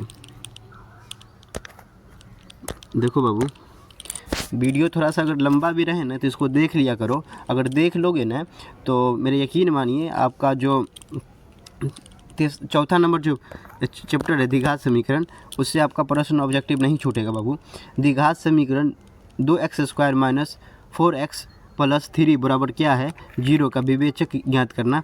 तो ये हम क्या करते हैं बाबू, इसको हम एक बात बताते हैं, यहाँ पर विवेचक माइनस दे दिया है, लेकिन याद रखना अगर प्रश्न में, अभी हम पहले इसको सॉल्व करते हैं, उसके बाद हम थोड़ा इस पर डिस्कशन करेंगे। इस बात को जानिएगा, ये तो एग्ज़ाम में गड़बड़ा दीजिएगा आप, ये गलती भी है। कैसे गलती हम बताते हैं, सुनते रहना खाली इस बात को। बी कितना है? -4 है, तो 4 का स्क्वायर हो जाएगा बाबू। और 4 गुने ए कितना है? तो ए यहाँ पर देखो बाबू 2 है, और गुने में 3, ठीक ना। अब सुनिएगा बाबू, ये 16 हो जाएगा, ये माइनस 4 दूना 8, 8 3 24, तो ये हो गया 24, हम 28 लिख दिए। अब देखो बाबू, तो ये हो जाएगा, घटाओगे तो -8 हो जाएगा। याद रखना विवेचक कभी भी शून्य माइनस में नहीं आता है, निगेटिव नहीं होता है। लेकिन अगर एग्ज़ाम में याद रखना बाबू, अगर इनमें से कोई नहीं है, अगर ऑप्शन ऐसा दे दे तो आप याद रखना कि इनमें से कोई नहीं है, यही टिक लगाना है, ठीक है। क्योंकि विवेचक कभी भी माइनस में नहीं होता है, निगेटिव नहीं होता है। अब आगे देखते हैं। वैसे आंसर इसका 8 दिया हुआ है, लेकिन इनमें से कोई नहीं, अगर ऐसा कोई ऑप्शन आ जाए तो उसी को आपको टिक करना है, ठीक है। द्विघात समीकरण ax² plus bx plus c बराबर 0 के मूल वास्तविक एवं समान हो तो मूल होगा। देखो बाबू, मूल वास्तविक एवं समान की बात किया है, तो मूल क्या होता है सुन लेना। मूल तो मूल होता है -b/2a, ठीक है। -b/2a, देखो -b/2 है, ये रहा, ठीक है। वैसे तो मूल बराबर देखो बताते हैं बाबू, मूल बराबर क्या होता है? -b plus minus root under में d होता है ना, बट्टे में 2 होता है ना। अगर बोल रहा है कि मूल वास्तविक एवं समान हो, तो मूल वास्तविक तब होता है जब d बराबर 0 होता है ना बाबू। तो यहाँ पर तो 0 रख दीजिएगा ना, तो पूरा 0 बना लेगा, तो 0 का कोई वैल्यू होता ही नहीं है। सही के गलत, अगर किसी भी संख्या में से 0 को घटाइएगा या 0 का जोड़िएगा तब वैल्यू नहीं होता है, अगर गुना कीजिएगा या भाग कीजिएगा तब ना होगा। चलिए अब आगे देखते हैं, समझ में आ गया। तो मूल बराबर क्या होगा? -b/2a।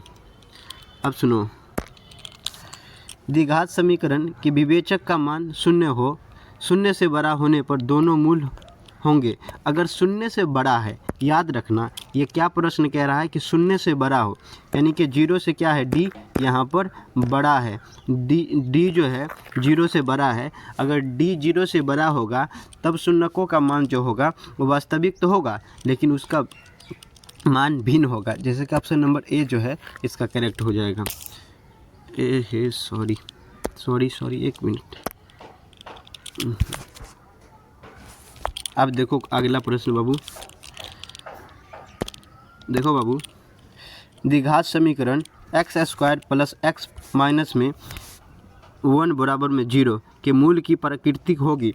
अब मूल की प्रकृति कैसे होती, कैसे हम ज्ञात करेंगे? तो उसके लिए भी बाबू d निकालना ही पड़ेगा। तो d बराबर क्या होता है? -b plus minus root under b² minus 4ac, ठीक है।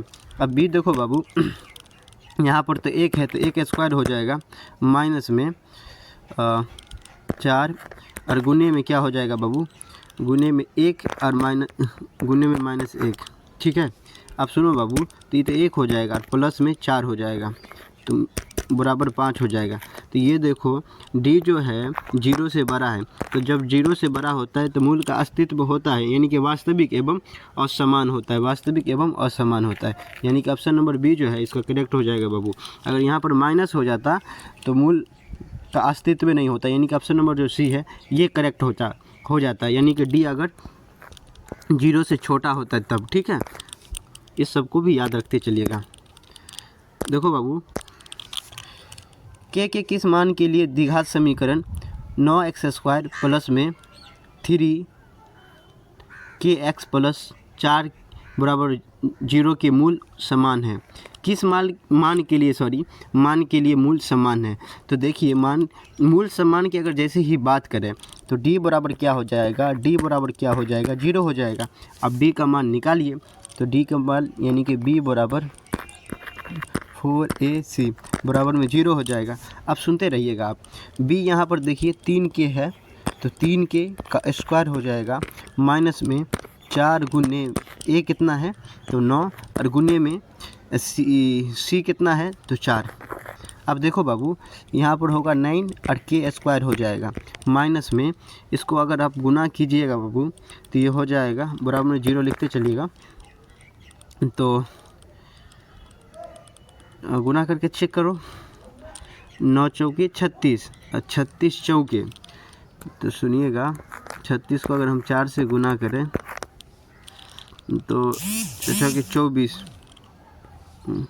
क्या हो जाएगा, 24 के 4 हासिल हुआ 2 और 3 चौके 12, 12 2 14 यानी कि 144।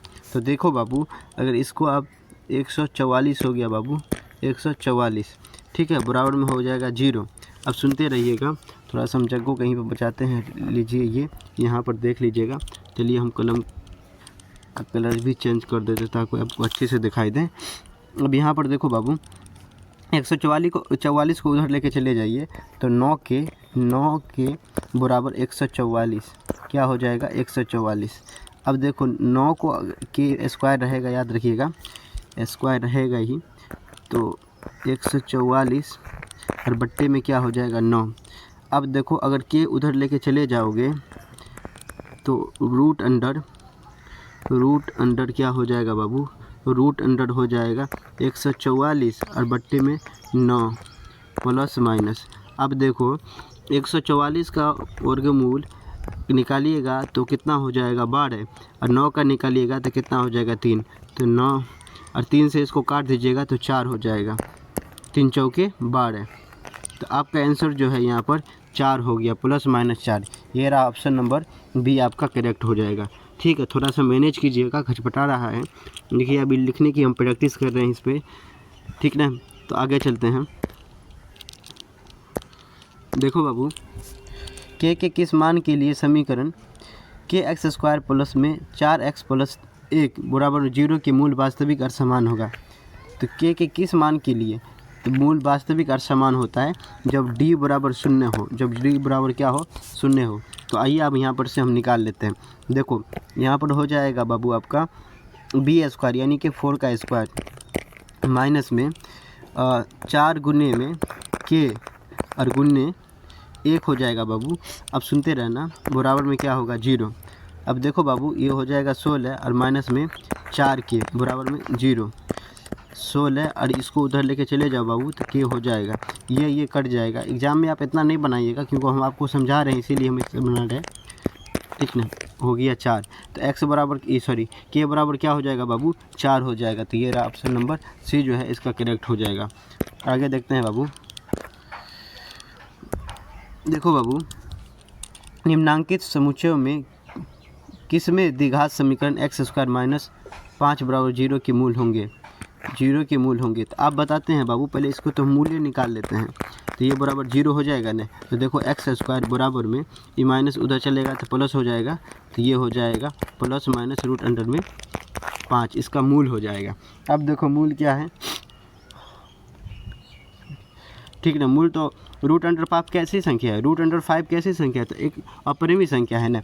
तो पूर्णांक संख्या ये नहीं देगा, परिमित संख्या ये भी नहीं होगा, प्राकृतिक संख्या ये भी नहीं होगा, और परिमित संख्या, यानी कि ऑप्शन नंबर सी जो है बाबू इसका करेक्ट हो जाएगा। ठीक है,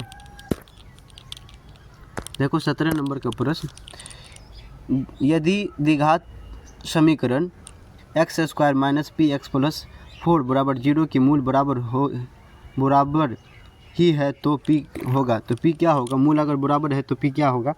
आप बताइए, तो पी क्या होगा आप बताइए। तो आप निकाल लीजिएगा इसी फॉर्मूला पर बाबू, डी बराबर क्या होता है 0, क्योंकि इससे पहले भी बता दिए हैं। अगर नहीं बनेगा बाबू तो आप कमेंट कीजिएगा, वैसे आंसर ये बी होगा। ठीक है, एक ही सवाल को बार बार बनाना उचित नहीं है बाबू। द्विघात समीकरण A X square plus B X minus C बराबर 0 की मूल वास्तविक और बराबर होने की शर्त क्या होगा? मूल वास्तविक और बराबर होने की शर्त, तो देखो बाबू डी बराबर क्या होनी चाहिए? डी 0।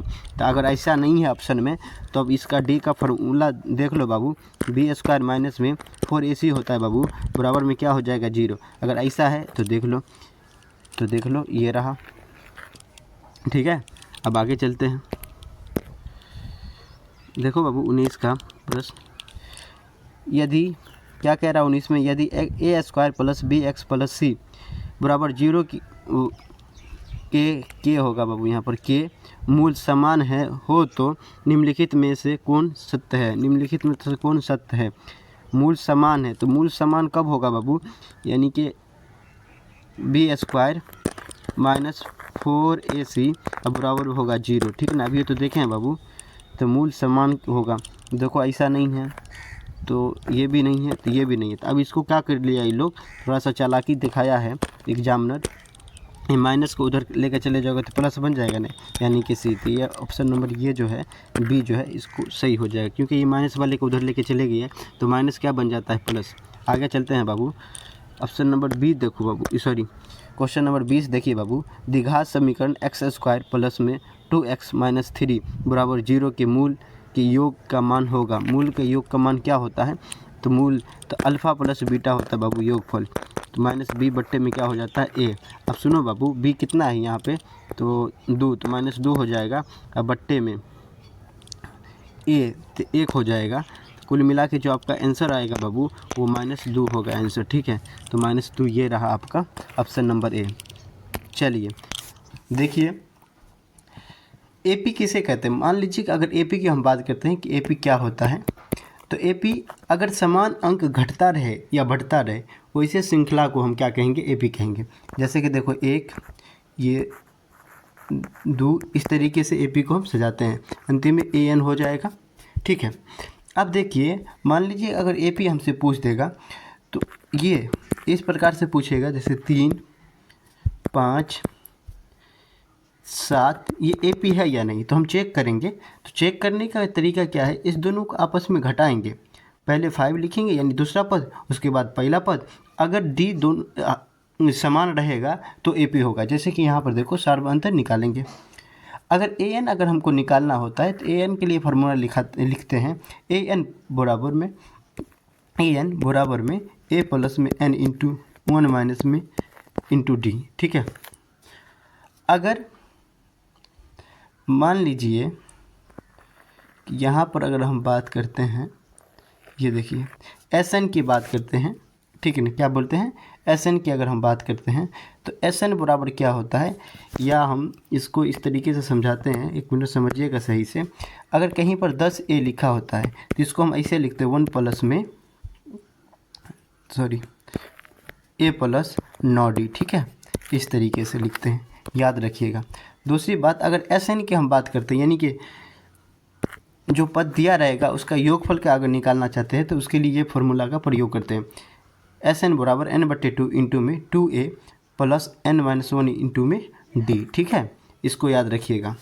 दूसरा बात, अगर अंतिम पद प्राप्त हो तो क्या करेंगे?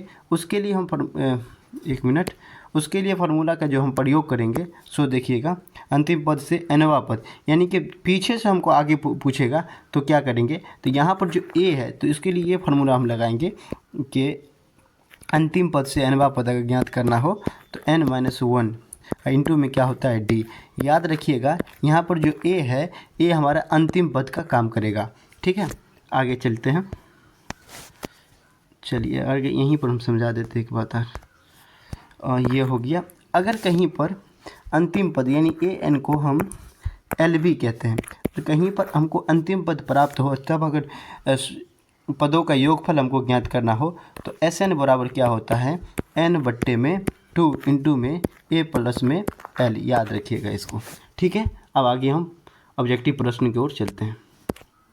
देखो भाई कि ए पी, ठीक है, एक ए पी दिया हुआ इस प्रकार से देखिएगा 4, 10, 16, 22, 28 डॉट डॉट डॉट का सार्व अंतर होगा। तो सार्व अंतर निकालने का तरीका क्या है, सो देखोगे दोस्त, इसे हम डी भी कहते हैं, कि दूसरा पद पहले तो 10 लिख लो और उसके बाद पहला पद लिख दो। ठीक है, तो ये हो जाएगा आपका 6। आंसर ये रहा 6। ऑब्जेक्टिव प्रश्न ऐसे पूछता है। ठीक है, आगे देखिए आप, यहाँ पर का सार्व अंतर क्या होगा, इसका सार्व अंतर पूछ रहा है इस एपी का। तो आप लोग डराइएगा नहीं, सार्व अंतर हम निकालते हैं। देखिएगा, देखिए डी निकालेंगे तो डी निकालने का तरीका क्या होता है, दूसरा पद माइनस पहला पद, यानी कि A2 माइनस में A1। तो अब देखो A2 क्या है यहाँ पे, तो रूट अंडर में कितना है, 8 है, और माइनस में रूट अंडर में 2। अब देखो भाई, रूट को हम ऐसे लिख सकते हैं ना, 2 गुने 4, इसको लिख सकते हैं रूट 8 को, और माइनस में रूट 2। देखिएगा आप, अब देखो अगर 4 का वर्गमूल करेंगे तो 2 हो जाएगा, अब माइनस में रूट 2। तो देखो यहाँ पे 2 में से 1 घटा लोगे, यानी कि रूट 2 में से रूट 2 को घटाओगे तो रूट 1 हो जाएगा, सिर्फ ये। ठीक है, तो आपका आंसर हो जाएगा आंसर नंबर 1। ठीक है, अब अगला प्रश्न देखते हैं। देखो अगला प्रश्न ये कुछ इस प्रकार से है, क्या कह रहा है, रूट 3, रूट 12 और रूट 27 का अगला पद क्या होगा, इसका अगला पद क्या है। तो इसको अगला पद निकालने के लिए हम क्या करेंगे दोस्त, सबसे पहले तो सार्व अंतर निकाल लीजिए। तो सार्व अंतर निकालने का तरीका क्या है, दूसरा पद यानी कि रूट 12 और माइनस में रूट 3। अब देखो दोस्त, इसको हम क्या करेंगे भाई, इसको हम लिख सकते हैं 3 गुने 4, 3 चौके 12, ठीक है, और रूट 3। अब देखो यहाँ पे 2 का तो वर्गमूल निकल जाएगा, यानी कि 4 का वर्गमूल 2 और रूट 3 माइनस में रूट 3, तो यहाँ से हो गया सिर्फ रूट 3। अब इसको क्या कर लीजिए, हमको अगला पद बोला है ना कि रूट 27 के बाद क्या होगा, सॉरी, तो उसके अगला पद निकाल लीजिए। ये देखिए यहाँ से रूट 27 है, अगला पद रूट 27 और प्लस में क्या होगा रूट 2, यही है या ना सार्व अंतर। तो हम रूट 27 को इस तरीके से लिख सकते हैं, देखिए 3 गुने 9 और प्लस में 3। ठीक है, अब देखो यहाँ पे 9 का तो वर्गमूल निकल जाएगा, कितना होगा 3, और गुने रूट 3 और प्लस रूट 3। अब देखो यहाँ पे इस दोनों को जोड़ दोगे तो रूट 4।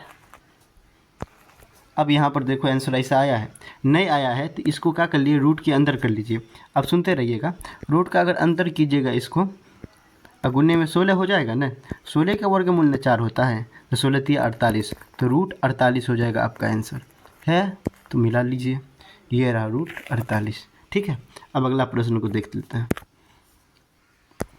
देखिए अगला प्रश्न, AP 6, 9 और 12 डॉट डॉट का सार्व अंतर। तो ये तो बहुत इजी है, देख लीजिए 9 माइनस में 6 बराबर में 3, यही हो गया आंसर आपका। आगे देख लो, 3 plus root 2, 3 plus 2 root 2, 3 plus 3 root 2 का सार्व अंतर क्या होगा। तो इसका सार्व अंतर निकालने के लिए 1 मिनट रुकिए, तो इसको और थोड़ा पतला कर लेते हैं। अब देखिए दूसरा पद माइनस पहला पद यानी कि डी बराबर, तो डी बराबर हो जाएगा -3, ये 3 कट गया, तो रूट 2 आपका आंसर हो गया, यही हो गया आपका आंसर। चलिए अब अगला प्रश्न देखिए। देखो भाई, कलर चेंज करते हैं, चलो। AP 3, 1 - 1 3 डॉट डॉट का सार्व अंतर, इसका हमको क्या ज्ञात करना है, सार्व अंतर। तो देखो सर्वांतर ज्ञात करने के लिए क्या करेंगे, डी निकालेंगे, तो हो गया आपका -2। यही हो गया सर्वांतर, आंसर हो गया। चलिए अब अगला प्रश्न देखते हैं। देखो AP का 5, 11, 17, 23 और 29 डॉट डॉट का कोई पद इतना है, कितना है, 100 इतना, 301 हो सकता है। अब देखो तो अगर ऐसा प्रश्न पूछे, कोई AP का पद दे दे, पूछ दे कि ये AP का पद है या नहीं है, तो इस पद को हमको क्या मानना है, AN मानना है। क्या मानना है, AN मानना है। अब देखो तो AN का फार्मूला लगा दीजिए। यहाँ से पहले तो हम निकाल लेते, देखो यहाँ से A पता चल गया 5 हो जाएगा, और D निकाल लीजिए, तो D निकालिएगा 11 माइनस में 5, तो आपको निकल जाएगा 7।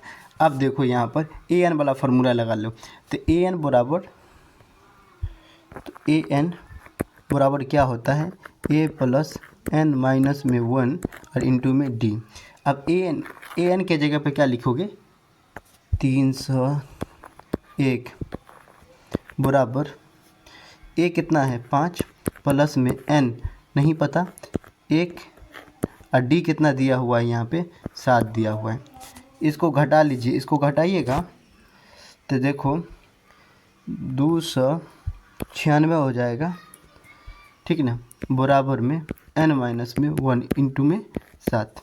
अब इसको ले आइए तो ये बट्टा हो जाएगा, तो बट्टा में देखिएगा ये कट रहा है, इसको काट के देखो बट्टे का हो जाएगा। 1 मिनट इसको मिटा दें, इसको यदि हम मिटा दें, कहाँ गया, रुकिए 1 मिनट,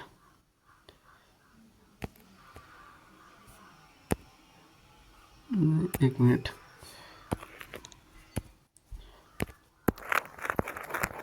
ठीक है 1 मिनट आप बताओ, इसको मिटा के यहीं पर बना लेते हैं। अब देखिएगा, देखिए यहाँ पे कितना हो गया, यहाँ पे N माइनस में 1 और इंटू में 7 है। अब देखिएगा आप, तो अब बट्टे में क्या हो जाएगा 7 बराबर में N माइनस में 1। अब देखिए आप, ये कट रहा है तो काट दो, 7 या 21 7 चौकी 28 16 नहीं कटेगा। अब इसको इधर लेके चले आइए, तो 9 6 बट्टे में 7 प्लस 1 बराबर में N। इस दोनों का लघुत्तम निकालो, तो लघुत्तम आप निकालिएगा तो कितना हो जाएगा, 7 ही होगा। कितना होगा, देखो इसका लघुत्तम निकालोगे तो 7 होगा, तो ये रहा 7 और 96 प्लस में 7 बराबर क्या हो जाएगा, N बराबर में क्या रहेगा, N। अब इस दोनों को जोड़ो तो ये हो जाएगा 13 के 3 हासिल रहा आपके पास 1 और 1, ये हो गया 10, ये हो गया 3 बट्टे में हो जाएगा 7 बराबर में होगा N। देखो यहाँ पर 7 से नहीं कटेगा, ये 7 से नहीं कटेगा, याद रखिएगा, ये 7 से यदि नहीं कटेगा तो N जो है, AP का जो N होता है वो कभी भी माइनस में, याद रखिएगा, ना निगेटिव और न ही बट्टे में होता है, यानी भिन्न के रूप में नहीं होता है। अगर भिन्न के रूप में कोई पद आ जाएगा तो आपका AP नहीं होगा, AP का वो कोई पद नहीं होगा, इस बात को याद रखिएगा। तो इसका कोई पद नहीं है, तो यहाँ आंसर नंबर बी जो है इसका करेक्ट हो जाएगा। याद रखिएगा N कभी भी बट्टा में नहीं होता है, ठीक ना, और उसके साथ ही साथ यानी कि भिन्न के रूप में नहीं होता है, उसके साथ ही साथ निगेटिव नहीं होता है। अगर कोई भी पद इस तरीके से निकालिएगा, अगर निगेटिव आ जाए या भिन्न आ जाए, भिन्न के रूप में आ जाए, भट्टी के रूप में आ जाए, तो AP का कोई भी पद नहीं होता है। चलिए हम अगला प्रश्न को देखते हैं। देखिए अब अगला, AP का प्रत्येक संख्या एक डॉट डॉट कहलाता है। तो AP की प्रत्येक संख्या जो दिया रहता है, मतलब एक इस तरीके से 5 या कुछ भी, तो ये हमारा पद कहलाता है। क्या कहलाता है, पद कहलाता है, यानी कि बी जो आंसर है वो करेक्ट है। आगे देखिए,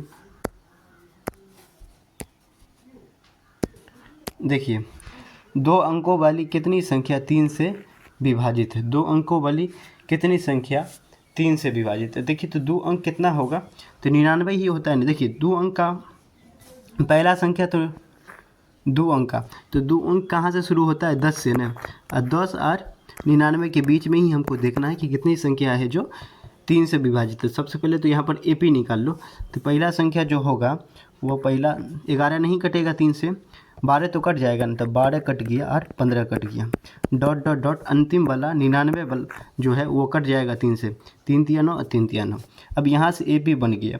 अब क्या कर लीजिए, AN का फार्मूला लगाइए और बना लीजिए। मतलब AN बराबर में A प्लस में N माइनस में 1 इंटू में D। देखो AN ये अंतिम पद हो जाएगा, तो 99 देखते रहिएगा, प्लस में 12 और प्लस N माइनस में 1 और D कितना हो जाएगा मेरे पास, तो जो कितना बढ़ रहा है 3 है ना, बढ़ रहा है। इस दोनों में से अगर बीच का डिफरेंस निकालिएगा तो हो गया 3। अब इसको घटा लीजिए, तो ये हो जाएगा आपको 9 में से 2 गया तो 7 और 1 8। अब देखिएगा आप N माइनस में 1, ठीक है, और ये 3 जो है इसको बट्टा में लिया, बट्टे 3 हो जाएगा। अब रुकिए इस सेक्शन को हम मिटाते हैं, ठीक है। देखिए आप अब यहाँ पर देखते रहिएगा आप सही से, सॉरी, देखिए अब क्या हो गया, यहाँ पे बट्टे में 3 हो गया। 3 देखिए इसे कट रहा है, तो 3 दूना 6 हो गया, यहाँ पे 27, 3 नामा 27 यानी 29। तो 29 और ये 1 है ना, इसको इधर लेके आ जाओ, तो प्लस 1 बराबर में N हो जाएगा। अब देखिए इस दोनों को जोड़िएगा तो 30 हो जाएगा। N बराबर क्या हो गया 30, यही हमारा आंसर हो गया, ठीक है। तो यहाँ पर आंसर कितना होगा 30, तो ये वाला आंसर 30 हो गया। अब आगे देखते हैं, देखो 11 नंबर का प्रश्न, AP का सामान्य पद 3N प्लस 5 है तो सार्व अंतर होगा।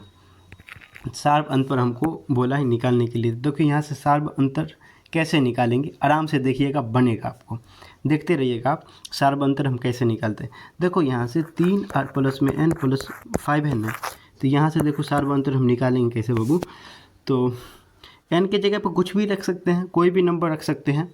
तो देखो मान लीजिए कि 1 लिखते हैं और प्लस में कितना हो गया 5, तो 1, तो 3 को 1 से गुना करेंगे तो 3 ही होगा ना, और ये 5, तो ये हो गया पहला पद हो गया। यहाँ पर सुनो, ये 7 हो गया ना, तो हमारा पहला पद निकल के आया 7। एक और पद निकाल लीजिए अगर सार्व अंतर की बात करता है, तो अगर हम N के जगह पर 2 ले लेते हैं, 1 लिए तो ये हुआ, अब 2 ले लेते हैं, कितना ले लेते हैं N के जगह पर 2। तो अगर 2 लेते हैं तो देख बहू क्या होगा, 3 दूना कितना हो जाएगा 6, और प्लस में क्या हो जाएगा 5, तो 11।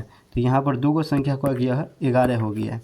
अब देखो यहाँ से हम AP के N पद, सॉरी, सार्व अंतर निकाल लेते हैं। 6 3 दूना 6, ठीक है, 6 5 11, ठीक है। ये अब देखो इस दोनों का हम क्या करते हैं, AP निकालते हैं, AP का D निकालते हैं। मान लीजिए कि ये हमारा AP का पद बनते चले जाएगा, तो देखो 11 और माइनस में क्या हो जाएगा 7, तो ये हो जाएगा हमारा 4। आंसर देखिए कहीं पर 4 है, 7 4 11, ठीक तो है। ये गलत दिया हुआ है ऑप्शन में, तो याद रखिएगा, इसी को बना लेते हैं हम 4। तो ऑप्शन नंबर D हमारा क्या हो जाएगा करेक्ट, यानी कि आंसर जो इसका आएगा 4 आएगा। सार्व अंतर कितना होगा 4 होगा। अब आगे चलते हैं, चलिए AP का सार्व अंतर क्या होगा, तो ये खुद से आप लोग निकाल लीजिएगा, क्योंकि ऐसा हम बना दिए। अगर देखना चाहते हैं देख लीजिए, अगर D निकालेंगे तो दूसरा पद यानी कि 1/2 और माइनस में क्या होगा 3/2। अब सुनिए इस दोनों का लघुत्तम निकालिए, तो 2 हो जाएगा, तो 1 माइनस में 3, तो ये हो जाएगा माइनस और बट्टे में 2। इस दोनों को काटिएगा तो -1 हो जाएगा। यही हमारा आंसर होगा, यानी कि ऑप्शन नंबर A जो है इसका करेक्ट हो जाएगा। अब आगे चलते हैं, देखो बाबू, 2 plus root under 2 plus 2 root under 2 plus 3 root under 2 का सार्व अंतर ज्ञात करना। तो देख बाबू सार्व अंतर ज्ञात करने के लिए अब आप लोग को तो रट्टा मार लीजिए। देखो -2, ये तो ये कट जाएगा, तो आपका √2 हो गया आंसर, ठीक है। अब आगे देखो, देखो बाबू, -3 -1/2 डॉट डॉट डॉट का 11वां पद हमको चाहिए। तो 11वां पद निकालने के लिए सबसे पहले तो यहाँ से देख ले बाबू, डी निकाल लो। ये तो पता चल गया कितना हो गया, 3। डी निकाल लो, सॉरी, ये और ये देखो यहाँ से, तो 1/2 और ये माइनस माइनस प्लस हो जाएगा। तो देखो बाबू, इस दोनों का लघुत्तम निकाल लो, सॉरी 2 ही होगा लघुत्तम निकालोगे तो। 1 3 दूना 6, तो ये 5/2 हो गया डी। अब निकाल लेते हैं, एन क्या दिया हुआ है, 11, ठीक ना। तो देखो एन क्या दिया हो, 11। इसको हम 2 तरीके से बना सकते हैं। एक तो क्या है, 11वां पद। 11वां पद को हम ऐसे लिख सकते हैं, ए क्या लिख सकते हैं, a + 10d, ठीक ना। क्या लिख सकते हैं, a प्लस में 10d लिख सकते हैं, ठीक है। तो ये हो गया 10d। अब देखो बाबू, a हमारे पास पता है -3 और d हमारे पास पता है 1 और ये 5/2। ये 2 कट जाएगा, तो 5 दूना 10, तो 5 क्या हो जाएगा 25, तो -3 और प्लस में 25, तो ये हो जाएगा 22। आंसर कितना हो जाएगा, इसको घटा लीजिएगा तो आंसर हो जाएगा आपका बाबू 22 हो जाएगा आंसर, ठीक है ना, 22 हो जाएगा। तो यहाँ पर जो बाबू -22 दिया हुआ है, ये गलत दे दिया है बाबू, -22 नहीं होगा, -22 नहीं होगा, सिर्फ 22 है, याद रखना, यहाँ पर माइनस नहीं होगा बाबू, ठीक ना। तो आंसर 22 ही होगा। आगे चलते हैं बाबू। अब देखो बाबू 16 का प्रश्न देखो बाबू।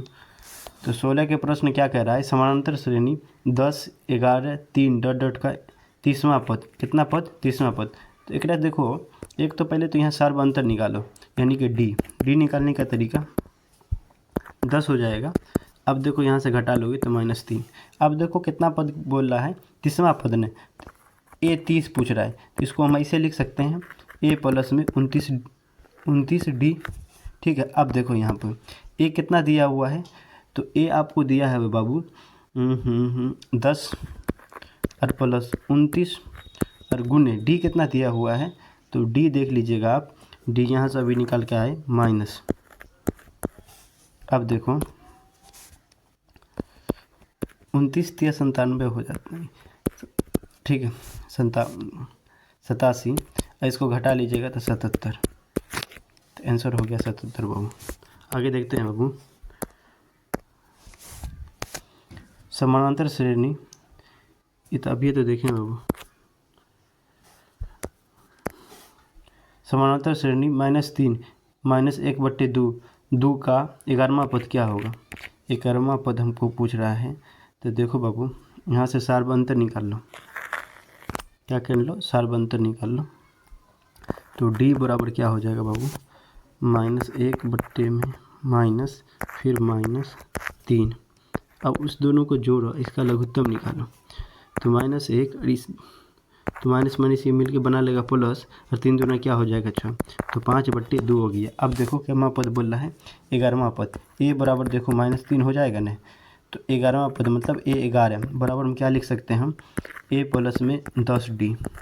अब देखो बाबू, ए कितना है -3 और प्लस 10 गुने 5/2, इस दोनों को काट दीजिए तो ये हो जाएगा। अब इस दोनों को क्या करो, गुना करो, तो 25 हो जाएगा, घटा लीजिए तो 22 हो जाएगा, तो आंसर हो गया 22। अब आगे देखो बाबू, प्रथम पद ए और सार्वंतर डी हो तो इसका प्रथम n पदों का योगफल क्या होगा।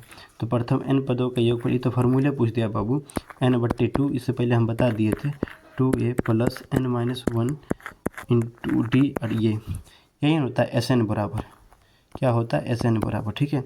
अब आगे देखो बाबू, चलो, निम्नलिखित में कौन समानांतर श्रेणी है। निम्नलिखित में से पूछ रहा है बाबू कौन समानांतर श्रेणी है, तो सबको निकाल लीजिए। देखो बाबू, अगर स्क्वायर लगा रहे ना, क्या लगा रहे, स्क्वायर लगा रहे, तो हमेशा याद रखना वो AP नहीं होगा, ठीक है। अगर स्क्वायर लगते रहे तो वो AP में नहीं होता है, ठीक है। अगर इस तरीके से बढ़ते रहे, यानी कि जैसे हम लोग कुछ फिर दशमलव, फिर कुछ कुछ बढ़ते रहे, तो ये भी कभी भी एपी में नहीं होता है। और रूट वाला तो कभी एपी में होता है और कभी नहीं होता है, तो याद रखिएगा। तो इसको चेक कर लीजिएगा। और ये तो एपी कह ही रहा है, तो चेक कर लेते हैं।